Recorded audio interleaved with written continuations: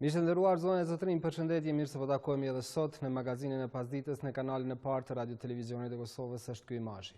Sot do të flasim me një zotëri që është më i riu në moshë të që ka një pozitë e tillë mbase jo vetëm në Kosovë, por edhe më gjerë. Është fjala për kryetarin e Kamenicës, zotin Qendron Kastrati, i cili është në krye të kësaj komune nga zgjedhjet e fundit lokale dhe atje po ka zhvillime të shumta, sidomos mes Partisë Socialdemokrate dhe Lëvizjes Vetëvendosje, pjesë të cilës ka qenë dikur. Por ka edhe shumë projekte të cilat po zhvillohen në komunën e Kamenicës. Zotin Kastrati, kemi në studio, për herë të parë në një studio televizive do të flasim gjëra gjatë prej këtyre zhvillimeve. Mirë se erdhe zoti Kastrati. Mirë se u gjele, faleminderit për mundësinë.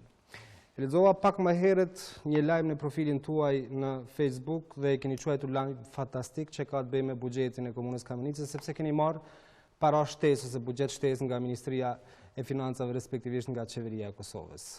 Dhe kjo çfarë do t'i mundsoj komunës së Kamenicës? Po, e vërtet është, por lajmi fantastik shndron edhe ku i kemi orientuar ato mjete. Komuna Kamenicës në përgjithësi është një komunë me, nëse mund me quajt buxhet varfën. Arsyeja është sepse buxheti në Kosovë nga niveli qendror përndrohet me numër të popullatës e nuk e ka parasysh edhe sipërfaqen. Ne jemi një komunë shumë e madhe me sipërfaqe, ndërsa me numër të banorëve jemi komunë më e vogël. Po normalisht që edhe atyre fshatrave më të larta, më të thella, duhesh me i ofru infrastrukturë, shërbime e të tjera. Kjo është një arsye pse 80% e buxhetit komunal shkon për paga. Afër 80%, domethënë e buxhetit shkon për paga, edhe 10% tjera janë shpenzime operative, vetëm 10% e buxhetit mbetet për investime e cilat do të gjeneronin zhvillim. Unë e falenderoj shumë Qeverinë e Kosovës, në veçanti edhe ministrin Hamza, që pas insistimit edhe kërkesave tona të vazhdueshme për një kohë, ka propozuar në qeveri që këto mjete të ndohen për buxhetin e këtij viti. Arsyeja është që janë dikun afër 25% e banorëve që nuk kanë qasje në ujësjellës, edhe me pjesën më të madhe këtyre mjeteve që i kemi nda, aty do të rregullohet çështja e ujësjellësit. Po flasim për fshatrat Rogon, Hodonoc, Muqevërc, Dajkoc, Novosel, edhe me gjas do të zgjerohet edhe në një fshat tjetër. Po, to parat shtesë do të shkojnë për projektin e këto fshatra? Pjesa më e madhe, ofër 296.000 euro. Një pjesë tjetër janë shpenzime komunale, një vlerë rreth 50.000 euro, borxhe që ka komuna shpenzime komunali, dhe një pjesë tjetër do t'jenë subvencione. Edhe ne me subvencione jem komuna me buxhetin më të varfër. Para mendo, i kem pas këtë vit 9.125 euro për t'i subvencionu prej atyre që ka nevojë për trajtim shëndetësor e të organizatat ose shoqatat kulturore, artistike, sportive, mbështetje për bujqësi, mbështetje për studentët në arsim, me 9.125 euro. Fatmirësisht, një vlerë prej 78.000 euro, që nga ka nda tash Qeveria e Kosovës, nga ka thonë këtë fund vit, nga do t'i organizojmë për t'i mbështet gjitha këto kategori që kemi mundësi. Mirë, zoti Kastrati do të flasim më shumë për projektet, por do t'i kthehemi atyre zhvillimeve të fundit që ka ndodhur në komunën tuaj, sepse siç duket nuk po mund të ketë bashkëpunim me Lëvizjet Vetëvendosje, sepse pak ditë më parë është shkarkuar, nëse mund të themi kështu në një formë, edhe kryesuesi i kuvendit komunal që është nga Lëvizja Vetëvendosje, Bajram Avriqi, dhe kjo ka sjell shumë polemika mes jush të Lëvizjes Vetëvendosje. Realisht unë çka mendoj është që Lëvizja Vetëvendosje po mundohet mu paraqit viktim, edhe për mu fatkeqësisht energjinë më të madhe është duke e shpenzu për me sulmu Partinë Socialdemokrate. Sidoqoftë, këto veprime në komunën e Kamenicës nuk kanë të bëjnë as pak me Lëvizjen Vetëvendosje. Janë emra të përvetshëm, të cilët kanë, si me thonë, kanë përdor ose keq përdor pozitën e tyre edhe për me lëndu besimin në qytetarëve ndaj institucionit, po edhe me shfrytëzu autoritetin e tyre me u kry shërbime një rjetit caktum ose një rrethit tyre. Ju thoni që ka keq përdor pozitën zoti Avriqi? Po, për mu me të thonë të drejtën, po. Dhe me thonë e ka përdor pozitën e kryesuesit, ku tash kemi për shembull një rast, është një nxënës i cili për 2 muaj i kanë premtuar se do të angazhohet, do të shkojë në gjimnaz, i cili nuk i ka plotësuar kriteret, e tash ai nxënës ka mbet pa u pranu në gjimnaz normalisht se nuk i plotëson kriteret. Edhe janë këta ata të cilët i kanë premtu, ka thënë ne do të angazhohemi që të fusim në gjimnaz ose në këtë klasë.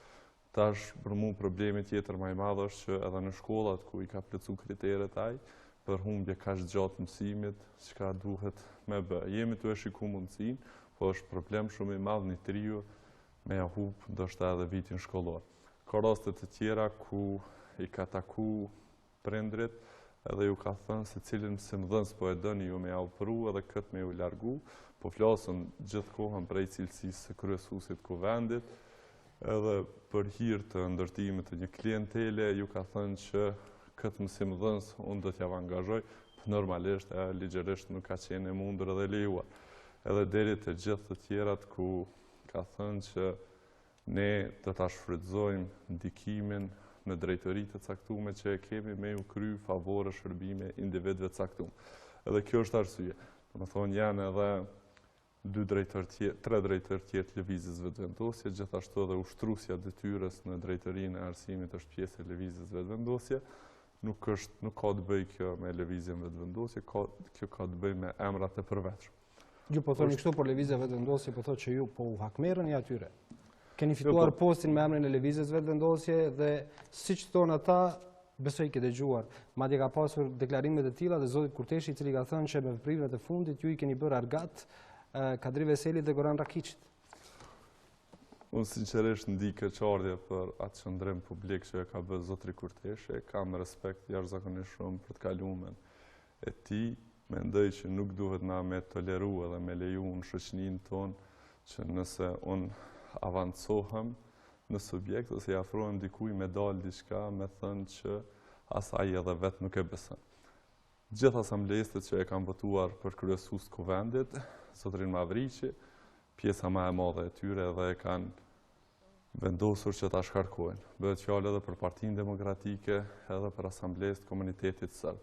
Ata e kanë votuar, por tash nëse e shikon që nëse mu m'jep pushtet janë të mirë, por nëse nuk më japin pushtet, nuk janë të mirë, për mua kjo është e papranueshme edhe nuk është mirë me ushqy kësi lloj politike në shoqërinë tonë.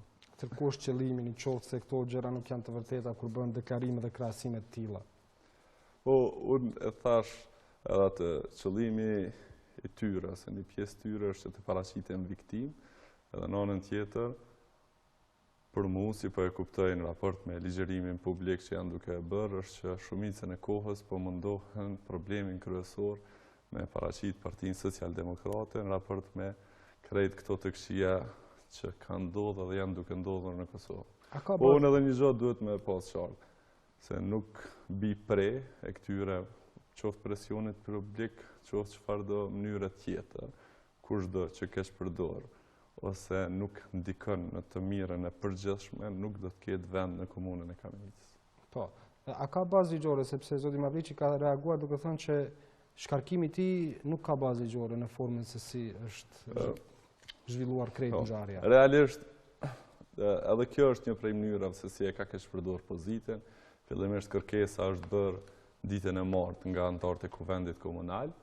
Pas asaj dite ai ka refuzuar që të ftohet mbledhja për ditën e premte, ndërkohë ka refuzuar të vijë në komunë dhe ta bëjë thirrjen, ndërkohë të nesërmen kur ka në komunë ka refuzuar që thirrja të bëhet për ditën e shtunë. Gjatë gjithë kohës është munduar të bëjë veprime të tilla ku e paraqet proceduralisht jo në rregull mbledhjen.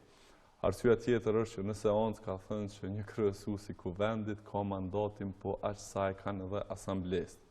Është gabim elementar, sepse zgjedhësi ka të drejtë edhe të shkarkojë. Edhe asambleisti ose kryetari i komunës që e ka mandatin 4 vjeçar, zgjedhësi që në këtë rast janë qytetarët kanë të drejtë ta shkarkojnë atë, janë të rregulluar ligjërisht procedurat dhe forma se si duhet të jetë edhe të bëhet. Po, dhe çfarë nuk do të ketë shansa që ai më të jetë pjesë e asaj që nuk pëlqen, po thotë që unë nuk do të pranoj këtë çfarë bën, nuk do të dorëzohem me kaq. Dhe tash seanca do ta udhëheq asambleisë më vjetër, apo seancat. Po, normalisht vendimi është marrë, edhe ai vendim pritet nga Ministria e Administrimit të Pushtetit Lokal të konfirmohet ligjshmëria, edhe deri në po e presin konfirmimin e ligjshmërisë. Sidoqoftë nëse vullneti i shumicës së asamblezëve është që të mos i udhëheq një individ i caktuar, unë nuk e kuptoj se këto procedura dhe mënyra ku munden me dërgu dikë.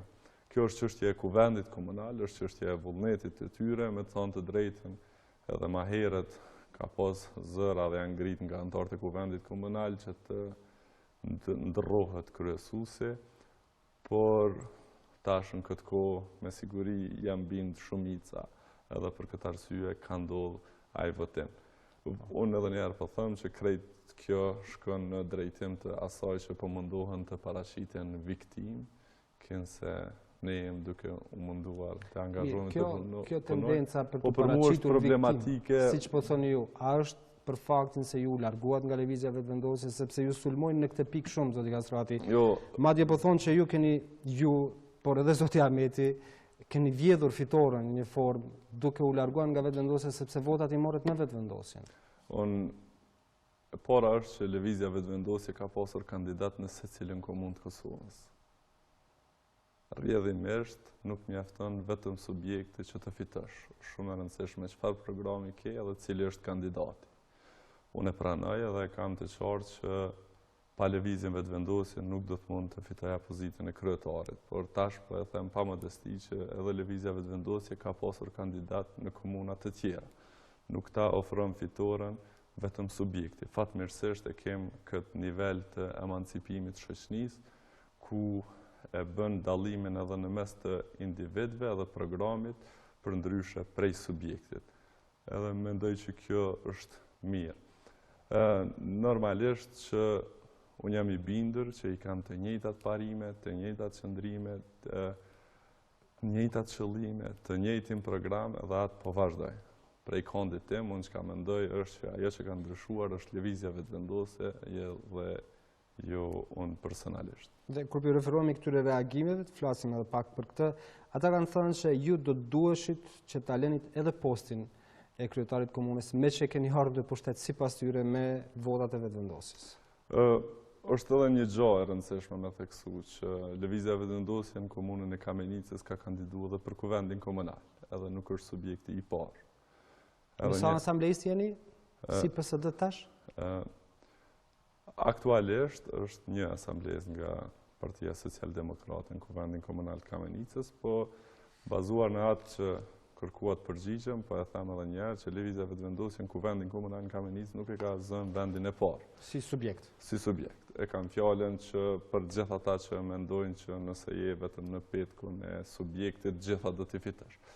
Kosovë është e rregulluar kështu që qoftë për kryetar të komunave, po në veçanti për kryetar, po qoftë edhe për deputet, edhe për kuvende komunale i kemi listat e hapura.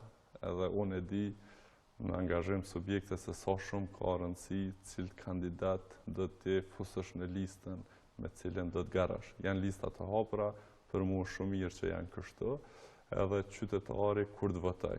Përveç subjektit e ka të shumë të rëndësishme të përzgjedhë dhe individin, kandidatin që dëshiron ta përfaqësoj. Në anën tjetër, e kam fjallën edhe është shumë normal, edhe një deputet, edhe një këshilltar i kuvendit komunal, edhe një kryetar komune që në një moment konsideron që subjekti ose ai personalisht ka ndrruar bindje edhe ka një pozicion të tillë. Kështu që Kushtetuta e Kosovës atë të drejtë, atë përfaqësim, atë mandat ja jep emrit të përvetshëm kuadrit të subjektit që ka garuar, por të garantuar emri i përvetshëm e ka mandatin deri në fund. Po i referuam një deklaratë që ka bërë drejtoresha e arsimit në komunën e Kamenicës, Ismeti Thaçi, që tash nuk është në këtë pozitë, apo? Po. Dhe ajo ka thënë që ju fillimisht jeni dukur si djali që jeti maskuar, i drejtë dhe i përkushtuar për të implementuar platformën Qeverisje të lëvizjes vetëvendosje, por që vazhdoi të na mashtrojë të gjithë dhe në lëvizje dhe në përgjithësi qytetarët e komunës e Kamenicës. Unë e di që kjo nuk ka qenë përshtypja e saj në atë kohë, sidoqoftë unë kam respekt dhe e vlerësoj shumë familjen e saj. Ajo mandatin e drejtoreshës e ka filluar shumë mirë. Në ndërkohë ka ndodhur probleme në atë drejtori. Fatmirësisht në secilin konkurs që e kemi zhvilluar është duke u anuluar nga inspektorati, edhe në raport me objektivat që i kemi në arsim komunën e Kamenicës, kam konsideruar që duhet të jetë dikush tjetër, një person më dinamik, edhe normalisht që e ka guximin edhe e ka karakterin, personalitetin që mundet me u ballafaqu me gjitha ato probleme që janë duke ndodhur. Nuk është e lehtë sot në Kosovë kur dikush mbetet pa pagë, sepse ka qenë i angazhuar deri tashmë si mëdhënës në një lëndje tjetër, ndërsa krejt profesionin e ka tjetër, ose nuk është i kualifikuar, nuk ka studim. Të përfunduar studimet universitare dhe ligjërisht nuk i takon ato. Po na si shoqëni, edhe si komunë, po edhe si Kosovë, duhemi mu ballafaqu me këto gjana, duhemi me pas guximin përpara, edhe me i shty këto procese përpara, se përndryshe nuk bëjmë progres. Nuk mendoj se jam i tillë, normalisht kjo është mendimi im për veten, nuk mendoj se jam i tillë. Me të gjithë që më njohin, mundohem të jem jashtëzakonisht korrekt, mundohem të mos bëj as premtime sa asgjë tjetër. Kur kishit vendosur të largohesh nga lëvizja vetëvendosje, ose kur kishit menduar që ta bënit këtë veprim, a kishte ndodhur kjo para se të pranonit që të kandidonit për kryetar të Kamenicës, apo pastaj më vonë ndërkohë? Jo, për hir të vërtetës, unë kam qenë deputet në Kuvendin e Kosovës, në çdo aspekt për mua personalisht ka qenë më mirë ajo pozitë. Unë pse kam garuar në komunën e Kamenicës është se kam besuar që me këtë veprim do të ndikoj që lëvizja vetëvendosje mos të ndahet, edhe kjo të ndikoj për të mirën e lëvizjes vetëvendosje. Pra nuk e kam ditur. Edhe në momentin që ka ndodhur problemet që ka ndodhur, e kam shqyrtuar seriozisht disa herë ata marr mandatin ose jo. Në fundit kam besuar që obligimin e kam ndaj qytetarëve në raport me besimin që ma kanë dhënë, edhe gjithsesi duhemi që këtë mandat ta shtyjmë përpara. A ju kanë kërkuar formalisht lëvizja vetëvendosje që të hiqni dorë nga mandati? Nuk e di as si është e mundur një subjekt politik me i kërku formalisht një kryetarit të heq dorë nga mandati. Të paktën deputetëve ju kanë thënë që do të duhet të tërhiqeshit nga mandatet e deputetëve me që po largonit nga lëvizja. Jo, për mu kjo logjik është shumë gabim. E para është, na e dim sa kemi qenë bashkë në lëvizjen vetëvendosje, që ka pas deputet që kanë ardhur lëvizjen vetëvendosje, edhe i kemi prit jashtëzakonisht mirë, edhe i kemi vlerësu jashtëzakonisht shumë ato veprime. Unë edhe njerë po mendoj që këto janë gjëra të ulta edhe për mu personalisht nuk më bojnë përshtypje as pak. Ju thatë që keni në komunën që ju e udhëheqni edhe drejtor të tjerë të lëvizjes vetëvendosje, marr parasysh këtë diskurs, këto akuza, këto zhvillime, sa do ta keni të lehtë ose sa do ta keni të mundur, më mirë thënë, qeverisin me ta? Edhe njerë, unë e konsideroj që secili duhet kandidoj për brenda një subjekti. Në momentin që zgjidhet kryetar, ai duhet të jetë i gjithë qytetarëve. Njëjtë vlen logjika edhe për drejtorët. Ata mundemi për shkak të subjektit me pas bindjet e njëjta, vizionin e njëjtë, programin e njëjtë si me udhëheq. Por në momentin që e merr pozitën e drejtorit, je për të gjithë qytetarët. Edhe njerë po e them, për mua secili drejtor, qoftë i cili do partner, e ka për obligim edhe detyrë me funksionu vetëm për të mirën e përgjithshme edhe për qytetarët. Nuk do të ketë as një pikë, nuk do të kemë as respekt, as tolerancë për ata që mundohen me keqpërdor pozitën për përfitime qoftë edhe të subjektit. A do ta keni të mundur bashkëqeverisin me ta? Realisht deri tash jam jashtëzakonisht i kënaqur me ta, edhe njerë po e them, ata i konsideroj si emra të përvetshëm të cilët mënyra se si udhëheqin me drejtori. Fatmirësisht, ata janë duke vazhduar mirë. Nuk janë duke u mundu ta përdorin pozitën për përfitime personale ose një grupe, një subjekti. Sepse lëvizja vetë vendosit pak të në opinionin publike ka një lloj uniformiteti të qëndrimeve, të deklarimeve për gjitha gjërat. Prandaj po pyes nëse edhe ata janë në këtë vijë. Për mu është shumë e rëndësishme ata me vazhdu me punu kështu si janë duke punuar, edhe kisha pas dëshirë shumë që ata të vazhdojnë deri në fund të mandatit, po është çështje e tyre se çka do të bëjnë. Po, do t'i kthehemi zhvillimeve në komunën tuaj, sepse besoj që folëm mjaft për këtë çështje. Dhe shikues nderuar, kam bërë edhe një pyetje në faqen tonë zyrtare në Facebook dhe ka dhe votime, ka dhe komente. Si e vlerësoni Qeverisjen në Kamenicë me kryetar qendron Kastratin? Të mirë apo të dobët? Këto janë dy opsionet ku mund të votoni dhe në fund do të japim rezultatin dhe do të kërkojmë komentin e zotit Kastrati. Zoti Kastrati, edhe gjatë debateve zgjedhore kam pasur rastin që një prej tyre ta drejtoj unë kur ju keni qenë me kundërgatin kandidatët tuaj dhe gjeta disa prej premtimeve që ke dhënë atëherë, disa prej tyre po shoh që kanë filluar të realizohen, por dua fillimisht të ndalemi tek kjo fotografi, të cilën poshtë sa ju në një status në faqen zyrtare në Facebook keni thënë që ne që e shohim Kamenicën në përditshmëri shpesh harrojmë se sa e bukur është. Ky qytet meriton shumë dhe jam i vendosur të punoj sa të kem fuqi që t'ja rikthejmë dinjitetin. Janë një foto e mrekullueshme e rrugës kryesore të këtij qyteti të vogël, por me zemër shumë të madhe. Ju fillimisht para se të flasim më shumë, jeni duke jetuar në Kamenicë tashmë? Po, jetojnë lagjën e Liria, janë duke jetuar me qiratë. Je larguar nga Prishtina për momentin? Po, normalisht një pjesë të vikendeve vi edhe te familja këtu, po gjatë javës jetojnë në Kamenicë. Po flasim tash për Kamenicën. Si është duke u zhvilluar Kamenica?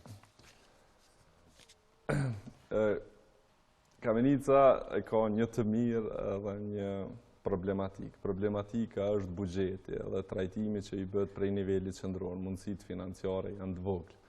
Po e mira, që ka për mu është më rëndësishme, është niveli i emancipimit qytetarëve. Është manice, jo vetëm për mu, po dhe gjithë musafirët ata që i ftojnë, po vinë na vizitojnë edhe takohen me qytetarët. Ka jashtëzakonisht shumë qytetarët janë të qetë, mirë kuptojnë, i respektojnë vendimet e cili do organ qoftë, e ndihmojnë, komuniteti është shumë i organizuar. Në komunën tonë kemi një numër të madh të fshatrave që vetë fshati bashkë me bashkëdhëtarë në diasporë organizohen edhe participojnë për mirëmbajtjen e fshatit, për investime në fshatin e tyre. Kjo për mu është gjëja më e rëndësishme që duhet ta ketë. Kamenica është shumë e bukur dhe në aspektin tjetër. Nëse shkojmë në shumicën e qyteteve në Kosovë, e kemë pa një degradim urban në rrugën kryesore të qytetit.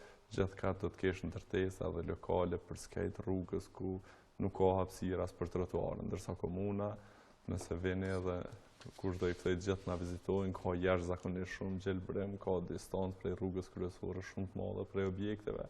Është komuna më e gjelbërt në Kosovë, fatmirësisht ka pasur vitet e fundit investime edhe në energji të ripërtreshme, projekti Air Energy që është bërë në Kik, prodhon 32.4 megawatt energji me erë, po kjo është diçka që po vijnë nga gjithë Kosova dhe truhet shqiptarë. Fotografin e pas keni shumë të mirë, zoti Kastrati.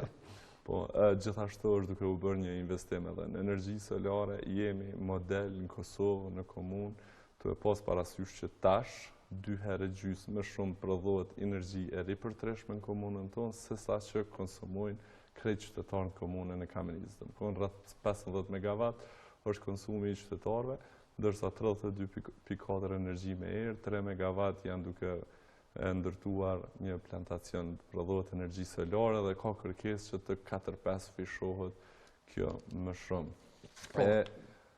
Të pas parasysh veçanërisht ju në Prishtinë, dini edhe në të kalumen që kanë qenë Prishtinë, çështja e ndotjes së ajrit edhe sa shumë ka rëndësi kjo për pjesën e dytë do kemi debat pikërisht ndotjen e ajrit sot. Familjet që do t'i rritin, unë ndihem krenar që jam kryetar i një komune që është komuna me e gjelbërt, komuna me ambientin më të mirë, po edhe qytetarët më bashkëpunim.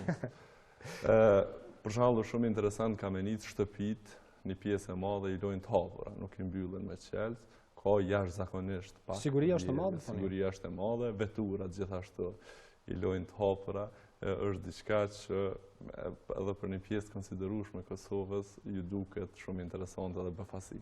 Po, në për qyteza, po themi kështu, njifen shumica me njëri tjetrin dhe mbase kjo mund të jetë edhe një arsye pse veprohet kështu. Po, normalisht që në vendet e vogla edhe njihen me njëri tjetrin, por ki edhe vendet e vogla që njihen me njëri tjetrin, po prap, si me qujtë në thojzani, niveli kriminalitetit është më i lartë. Mirë, po i kthehemi premtimeve që keni dhënë, edhe pash, pak ditë më parë kishit filluar të realizoni projektin për shujta në shkolla.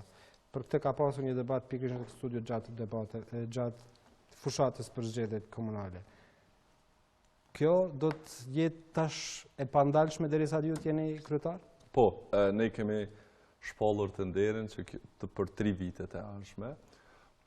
Fatmirësisht kemi arrit vitin e parë me fillu dhe me realizu këtë premtim, po flas një vit kur buxhetin nuk e kemi propozuar ne, një vit që është dashur me miratu një buxhet nga qeverisja e kalume, po prej kursimeve që i kemi bërë, po mundohemi me t'i bëjmë, do të arrim të realizojmë këtë premtim. Kjo 3 vitet e ardhshme do t'jetë, çka po synojmë është që në të ardhmen mundohemi të fusim pemë në shujtën e nxënësve edhe një pjesë mjaltë. Aktualisht edhe fëmijët kanë më shumë dëshirë dhe kërkesë për kifle, po ne duhet të angazhohemi edhe t'i vedisojmë se më mirë se një kifle do të ishte ta hanë një mollë, edhe po supozojmë një sasi të gramve mjalë, po është sfidë edhe aspektin e prodhuesve, qoftë prodhuesve vendor, por qoftë tregun e Kosovës që të përgatiten këto për mas. Kontrata është për 3 vite. Në secilën shkollë? Në secilën shkollë për të gjithë nxënësit nga parashkollor deri në klasën e 5. Po, dhe kur flasim për shkolla, për infrastrukturën arsimore, keni mjaftueshëm apo do të duhet ndërmarrë diçka? Realisht duhet me ndërmarrë diçka, po e shpjegoj edhe këtë problematikë. Ne vitin 2006-2007 i kemi pasur 8200 nxënës. Këtë vit që përfundoi i kemi 4400 nxënës. Domethënë 47% më pak, ndërsa numri i mësimdhënësve është i njëjtë. Po nuk e kam unë shumë problemin vetëm të shpenzimet edhe pagat që i japin. Problemi më i madh është te cilësia në arsim. I kemi 3 shkolla me vetëm nga 2 nxënës. I kemi 1/3 e shkollave ose 13 shkolla në 25 nxënës. Ndërsa cilin do ekspert që e vet e pyet, thonë se një klasë duhet të ketë 25 nxënës. Nëse do të jenë në 20 nxënës për klasë, ata do të kenë probleme serioze me zhvillimin e socializimit edhe konkurrencë të tjera.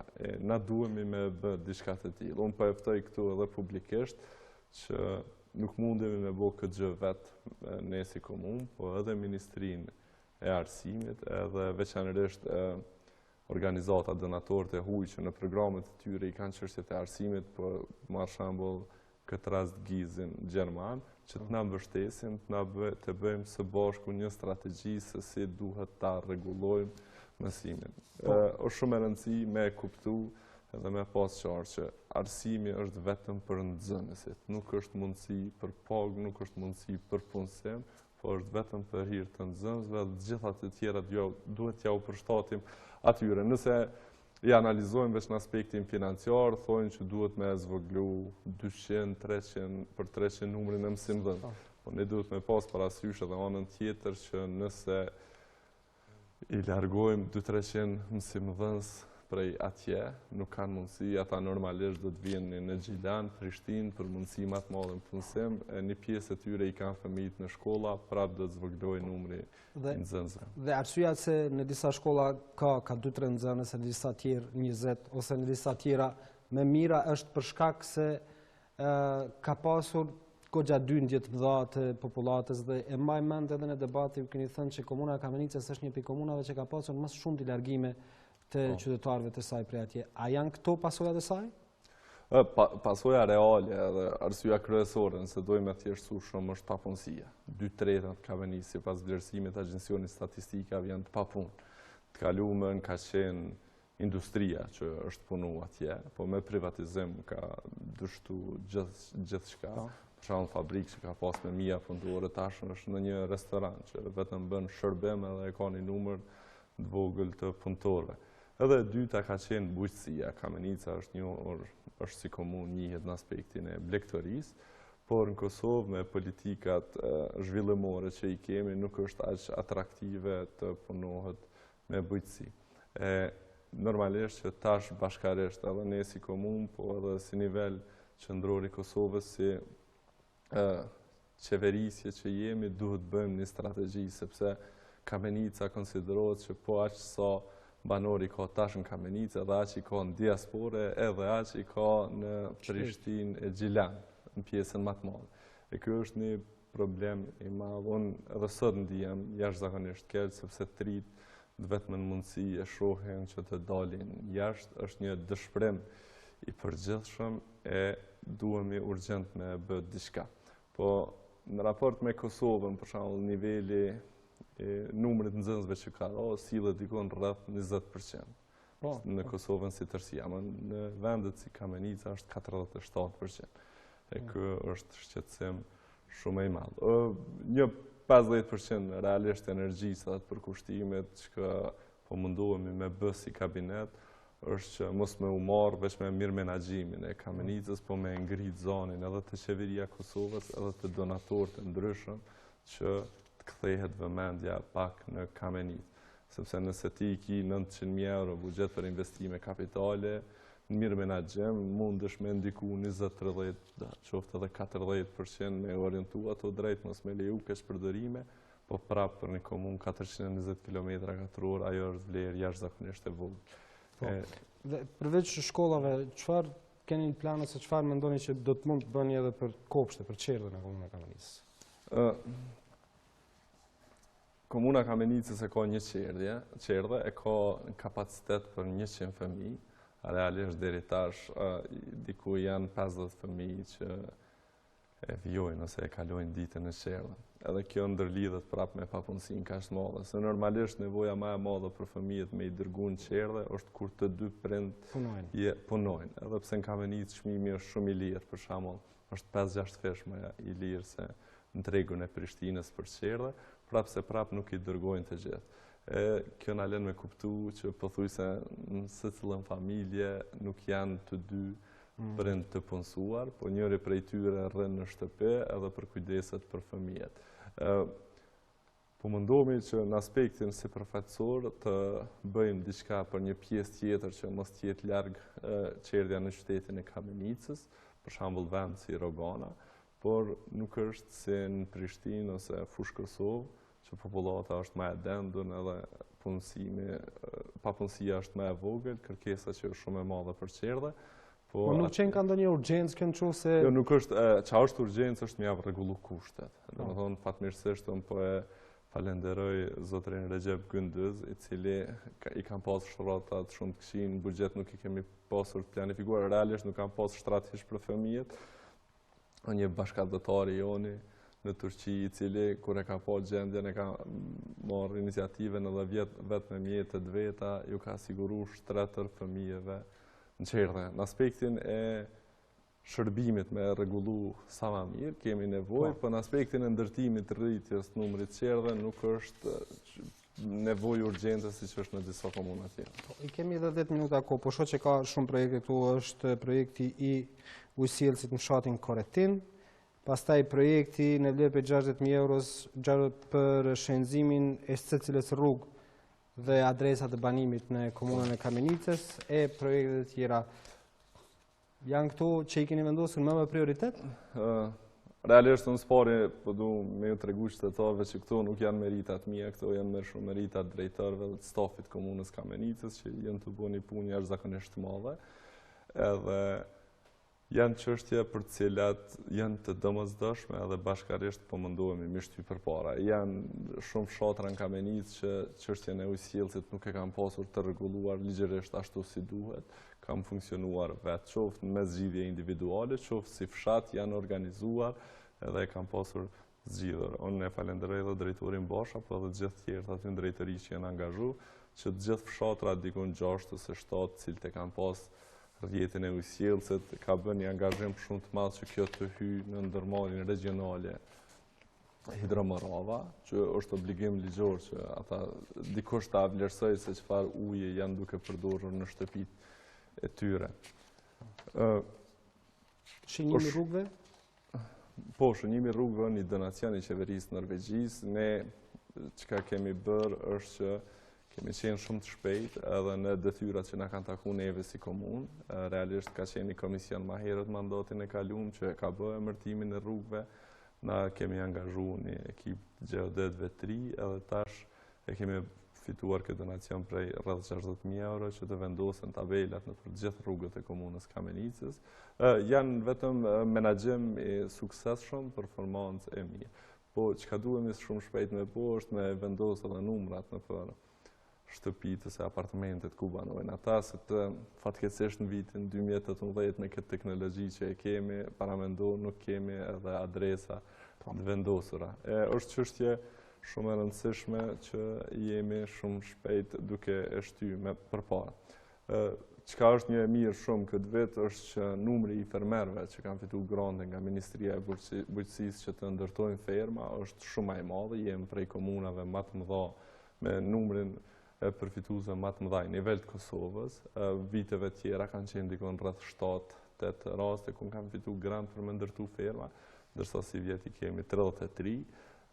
Kjo është merit e angazhimit drejtorëve, po normalisht edhe fatit se si Serbia ka siguru tregun një marrëveshje me Turqinë, ndërsa në Kosovë është bërë më atraktive që të bëhet. Po, çka po du me theksu edhe për krejt komunat e tjera, që është shumë e rëndësishme që stafi i komunës me shku mi vizitu direkt fermerët, edhe me ju shpjegu që ata kanë mundësi me përfitu një grant të tillë edhe me ju ndihmu me plotësu aplikacionet. E kjo është diçka që kemi bërë për herë të parë këtë vit, edhe ka rezultuar me një sukses të jashtëzakonshëm. E di që kemi edhe për shumë gjëra tjera për të folur, po do të flas të 5 minuta dhe fundit për ju si person, për zotin qendron Kastrati.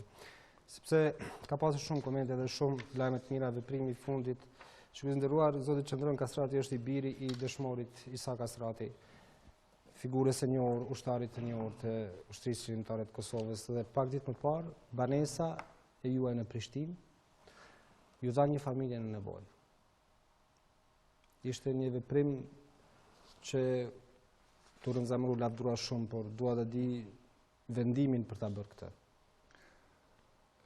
Atëherë kështu, realisht unë prej asaj kam hek dorë në momentin që jam zgjedhur deputet i Kuvendit Kosovës, të hyrat që i kam marrë, kam konsideruar që nuk kam nevojë ose ka forma të tjera se si mundem personalisht me siguru diçka të tillë. Unë mendoj edhe jam i bindur që për këtë gjë nuk ka nevojë të flitet publikisht, veçanërisht prej meje personalisht. Nuk më ka ardhur mirë prej shpendit kur e ka bërë publike një veprim të tillë, por ai më ka thënë që nuk po e bëj këtë për ty, po po e bëj që si model të mirë të marrin shembull edhe raste të tjera ku kanë prona publike në shfrytëzim, ndërkohë e kanë rregulluar gjendjen financiare prej tyre, e të hekin dorë prej tyre dhe t'i marrin në shfrytëzim dikush që nuk e ka gjendjen e mirë ekonomike. Po ju lutem edhe kam vendosur që për këtë gjë personalisht mos të flas publikisht, kështu që ju lutem të ma respektoni. Patjetër do t'ju respektojmë, për duke qenë që jeni i biri një ish ushtarit të famshëm të ushtrisë qendrore të Kosovës, po them kështu, edhe një prej gazetave më të famshme në botë, Financial Times, ka shkruar për ju zoti Kastrati dhe duke e bërë pikërisht këtë lidhje, një djali, një ish ushtarit të UÇK-s, dëshmor i kombit, sot kryetar Kamenice, me një nën kryetar të dytë që vjen nga komuniteti serb, siç ju përshkruan edhe Financial Times, po mundoni që t'i kapërceni të gjitha këto, nëse mund t'i quajmë kështu, plagët ndërretnike për ta ecur përpara Kamenicën dhe për t'i zbutur tensionet, nëse mund të themi kështu, ndërretnike në Kosovë. Jo, para nuk mendoj që jam duke kapërcyer diçka. Unë e di që edhe ushtria qlirimtare e Kosovës, edhe gjithë veprimtarët, burgosurit politik ose organizatat ilegale nuk kanë pasur probleme me kombësinë serbe. Ata janë angazhuar për çlirimin e Kosovës, janë angazhuar që të largohet një regjim siç ka qenë regjimet e shtetit Serbisë në Kosovë, ku na kanë mohu të drejtat elementare. Kështu që unë e konsideroj që edhe ushtria çlirimtare nuk ka qenë kundër serbëve si këmbësi, po ka qenë kundër një pushtuesi, një regjimi siç ka qenë regjimi i Slobodan Miloševićit, por edhe prej Ranković më herët e më vonë. Kështu që unë mendoj që ne si popull shqiptar njihemi edhe në histori, po edhe tash së fundi, që gjithmonë i kemi respektuar, i kemi vlerësuar këmbësitë e ndryshe. Përmendemi në botë edhe për ata që gjatë luftës së dytë botërore jemi përkujdesur për Izraelit ose jahudit për strehimin e tyre, por gjatë gjithë kohës edhe mendoj që edhe në aspektin e komunitetit rom duhemi me bë diçka më shumë, më avancu pak më shumë, sepse gjithë duhet trajtohemi si qytetar. Po normalisht që kur vjen një pushtim ose dikush që mundohet me t'i mohu të drejtat elementare, siç janë e drejta për shkollim, e drejta për punë, ose luftohesh veç për shkak të identitetit tënd kombëtar, atëherë duhet ketë rezistencë qoftë edhe me luftë çlirimtare.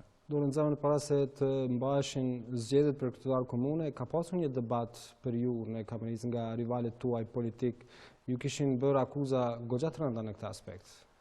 Po, është e vërtet, po fatkeqësisht nuk ka qenë hera e parë. Edhe në kalumen ka pas kandidat që kanë qenë për kryetar komune, kanë qenë ish luftar, jënë mundu me bo shpifje të tilla se kinë se ai ka vrarë ushtarë të tjerë të ushtrisë çlirimtare të Kosovës, ose në këtë rast, për hir të vërtetës, ata kanë shku vetëm të komuniteti serb me i friksu, se unë kish, nëse jam djali i një organizate që ka qenë pjesë një organizate terroriste dhe ai do t'ju largoj të gjithëve nga këtu. Unë mendoj që janë disa kufe ku në zgjedhje mundemi me bë politikë, po janë disa kufe të tjerë që pa marrë parasysh a e fiton pozitën ose jo, nuk duhesh me i tejkalu ato.